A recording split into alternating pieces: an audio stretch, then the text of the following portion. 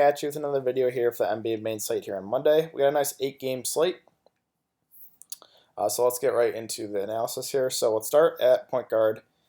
And you got James Harden. I know he's priced up to $12K now, but this guy's just been playing unbelievable basketball. He kind of had an off game against Portland, only putting up 58 fantasy points. But this guy without Chris Paul, without Eric Gordon right now, like I said, he's just been playing unbelievable. So he definitely still is doable at 12K. He definitely still has upside here.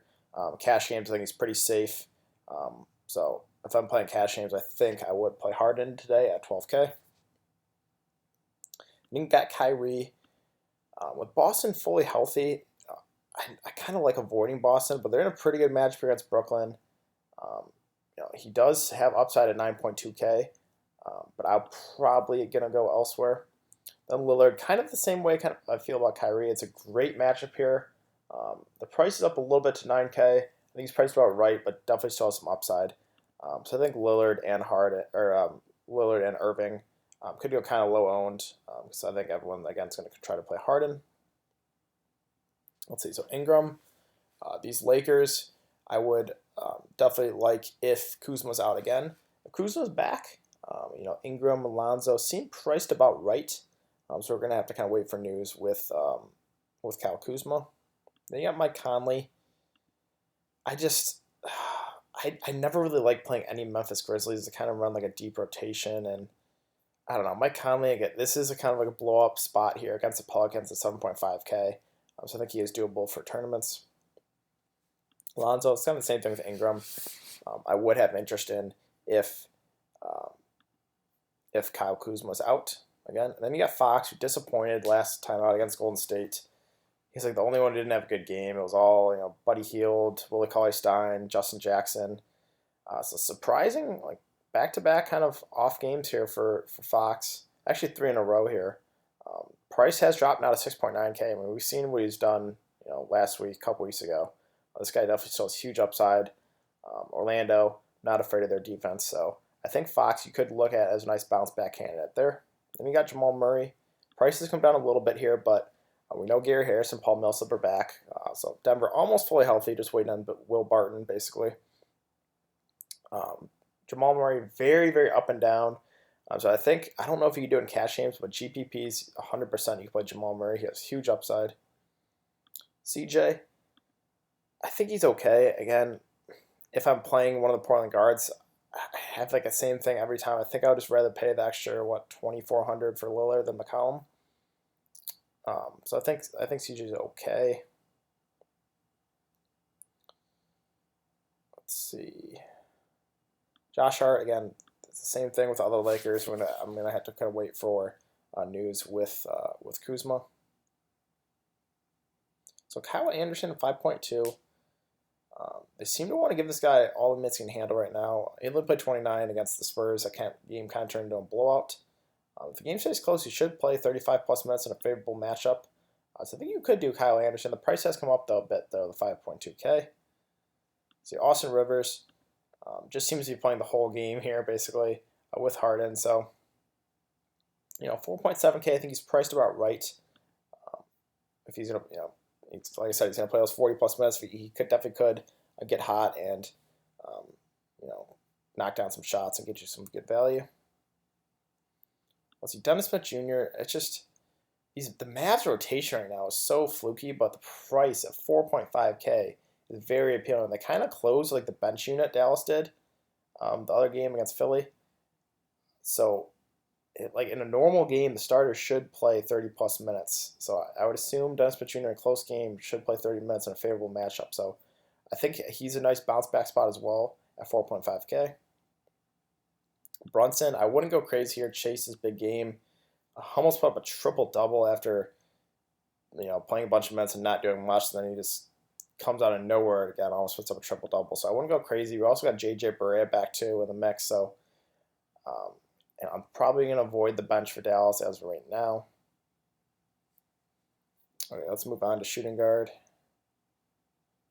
So Doncic again, he's been involved in a few blowouts and then just didn't close in Philly game. They kind of just rode the bench unit, but I do like the price tag. I like the matchup a lot. Should play 30 plus minutes in a close game. So I think Doncic again, as well as Dennis Smith Jr., are pretty good buy low candidates here. You got Buddy HIELD, 7.1K. The price has come up a bit, but he has flashed some upside. He has like if his shot's not falling, he can put up like 20 fantasy points or so. So I think Buddy HIELD's okay. I definitely think he's more GPP viable.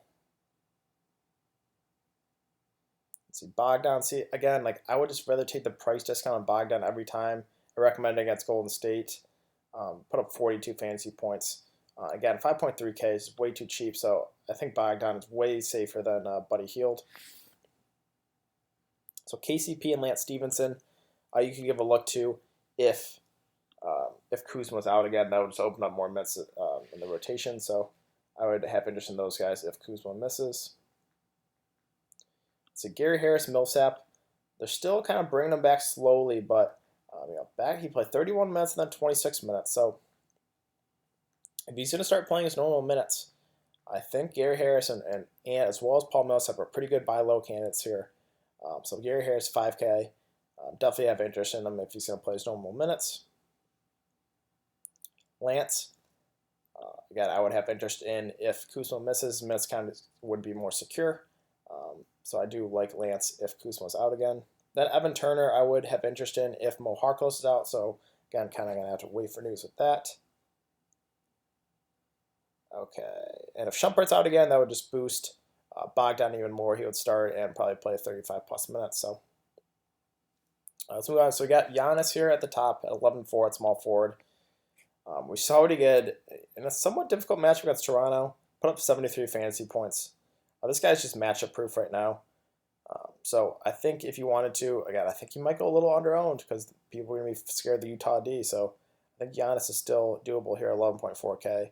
And if you want that ownership aspect of it, I think he's going to go pretty low owned. So Aaron Gordon, I do like the front court here for the Magic with Aaron Gordon as well as Vucevic. Kings play very fast, don't play a whole lot of defense. If this game's going to stay close, it's going to be because big games from Aaron Gordon as well as Vucevic. So I like both. I definitely think you can play both of them today. So I do like Gordon as well as Vucevic a lot. Let's see. So Marcus Morris would be, practice Sunday, likely to play. So it looks like Boston will be full strength. So the matchup is good. It's just kind of hard to predict besides like KYRIE, who's going to have a solid game here for Boston. Kevin Knox, I think price is about right. The good thing with him is he's going to play most of the game. So, he has flashed some upside in the past. He has flashed a 40 fantasy point upside. But right now, I think he's a pretty safe cash game play because he's going to play minutes no matter what. Let's see, Rudy Gay at 5.2. Right now seems to be playing about 25 minutes, but he has like every once in a while, Popovich will play him 30 plus minutes. So if you get lucky and go one of those games, I think Rudy Gay could be a pretty solid play here. I just don't know if I could do it for cash games. Let's see, Bielitsa. So I would have interest in him if Bagley's out. If Bagley's back, I'm just going to stay away because normally with Bagley healthy, Bielitsa would play about 20 minutes. But if Bagley's out, right now Dave Yeager seems to want to give Bielitsa 30 plus minutes. So I would have interest in him definitely if Marvin Bagley's out.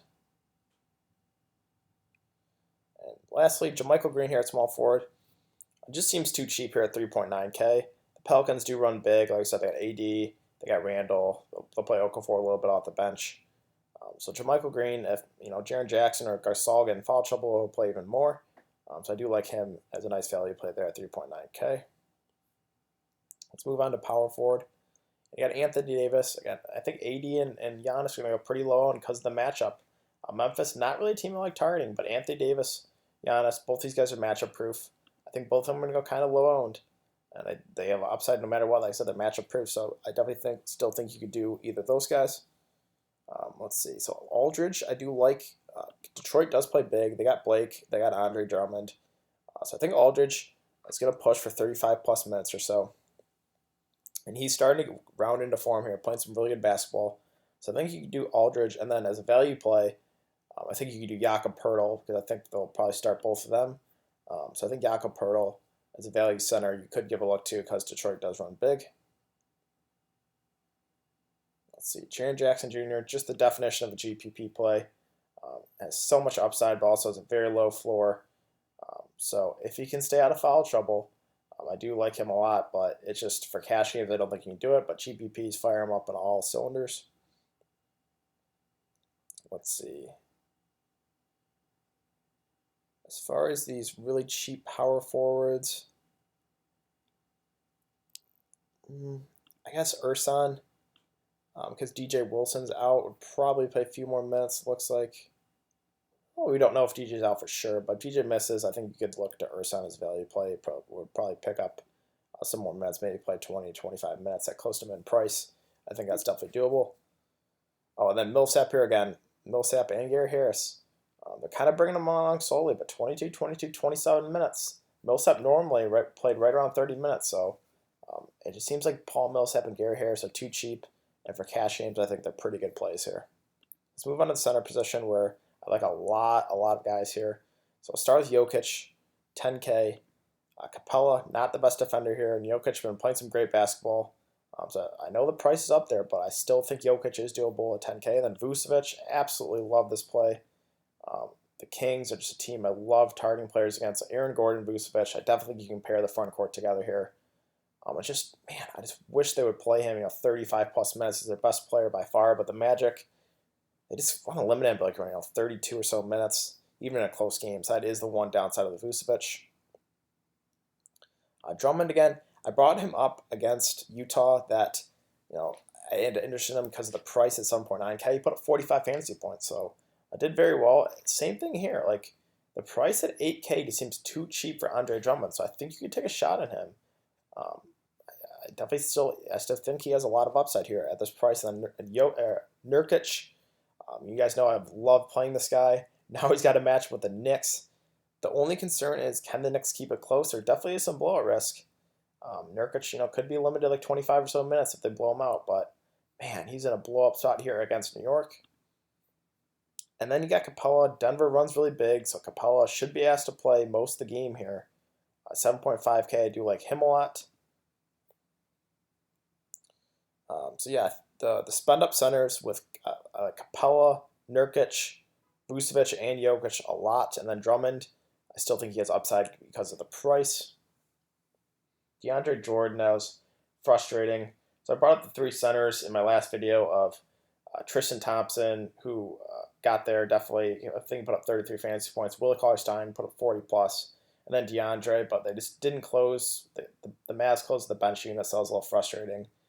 He was on pace for right around value or exceeding it, but they didn't close with him, so that was a little frustrating. ENES KANTER, so again, I don't think you can do it in cash, but GPPs, this guy has huge upside, especially at this price of 5.3K. It's just you never know what's going to happen with the Knicks. He could be limited to like 15 minutes or so. So I think he's the definition of a great GPP play. Bagley, if he plays and he's not going to be limited, I would like him a lot here at 4.8K. So we're going to have to kind of wait for news there. If he's not going to be limited, I would like Marvin Bagley a lot. And then the last but not least, Jakob Poeltl here at 3.4K. Detroit does run big, so I think he is doable. The downside is it would be one of your two potential spots for a center, and I do really like a couple of spend-up centers today. So I think that's going to do it for today's video, guys. Sorry I didn't get a video out for Sunday. Again, I was just going through my move-in process and didn't have time for it, but like I said, got this video out for today. So kind of my thoughts, again, of the overview of the slate is I really like the two-center approach once again. A couple of these spend-up centers. And then for cash games, HARDEN, you can't go wrong there at 12K. So, I think that's kind of my thoughts. I like the Lakers-Dallas game, as well as Orlando-Sacramento game would probably be, and even the Denver-Houston game, you got, MILLSAP and Gary Harris are pretty cheap, and then Jokic spend up, and you got HART and CAPELA on the other side. So I think Denver, Houston, LA, Dallas, as well as Orlando, Sacramento would be like the three games I'm most interested in for game stacks, as well as just fantasy purposes. So yeah, I think, like I said, I'm probably leaning towards a 2-center approach and then targeting those 3 games mainly. So if you guys have been enjoying the content, please like this video, subscribe. If you have any questions, leave them in the comment section down below. So it's important to follow me on Twitter. That will be in the description below. We'll give my thoughts as more news comes out throughout the day. And yeah, I'll be back for another slate tomorrow on Tuesday, so I'll see you guys then.